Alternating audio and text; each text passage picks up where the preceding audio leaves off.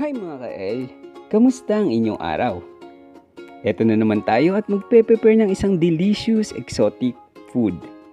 Tinatawag itong ararawan, kamaru, or crickets.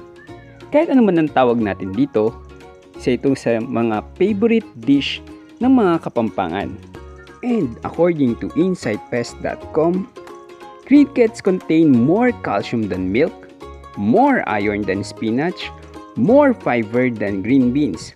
At meron din itong, and it also contains dietary fat, calcium, and zinc.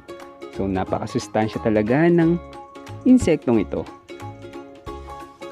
At ito ang ating i-prepare sa ating kusina today. So, handa na ba kayo?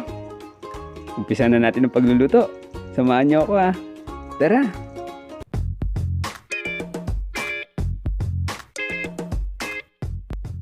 So ito ang ating mga ingredients.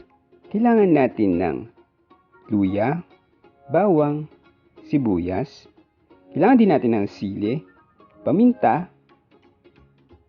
kalamansi, kamatis, toyo, Maggi Magic Sarap, bechin, at syempre ang ating kamaru.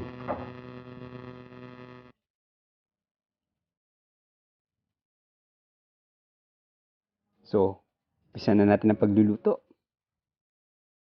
Kumuha tayo ng kawali, painitin natin ito, at lagyan natin ng mantika.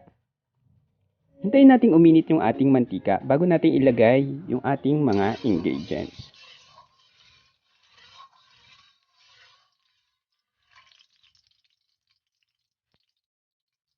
So pag mainit na, pwede na natin ilagay yung ating bawang,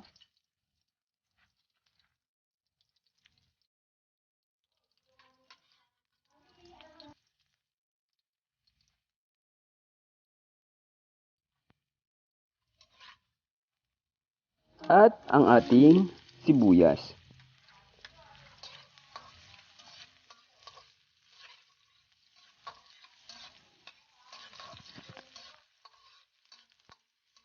Sana all laging magkasama ang bawang at sibuyas.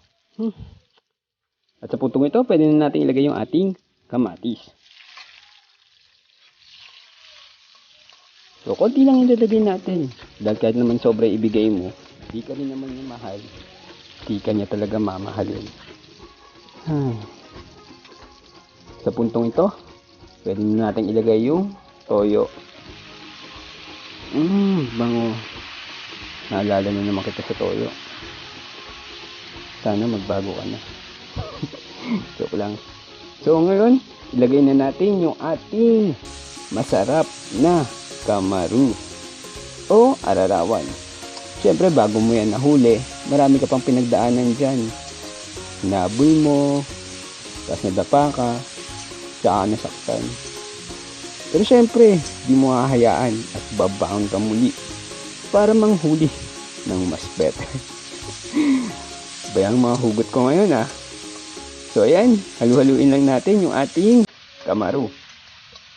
Haluin lang natin at paikot-ikutin gaya ng pagpapaikot niya sa'yo. Bad ganito talaga mga broken hearted. Kung ano-ano nilang pumapasok sa isip natin. So ayan, hayaan lang natin matuyo yung ating niluluto.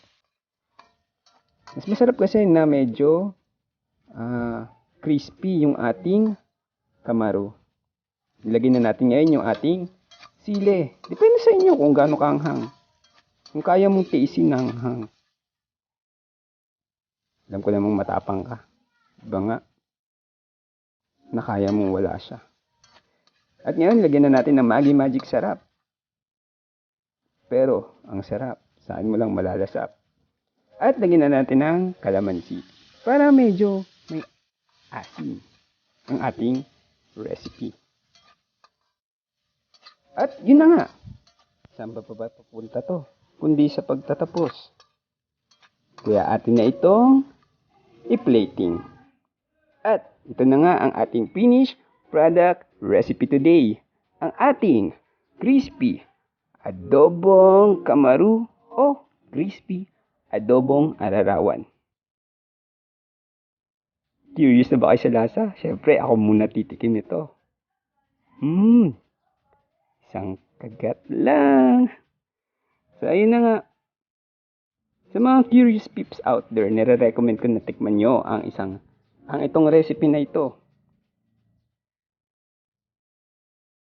Madali lang gawin at madali lang sundan. O diba, nakatapos na naman tayo sa ating exotic recipe today. So, for more sulit tipid exotic recipes na may mga hugot, please subscribe to my channel. Hit mo na rin yung notification bell para updated ka sa mga susunod pa nating mga videos.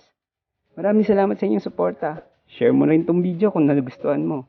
Paalam!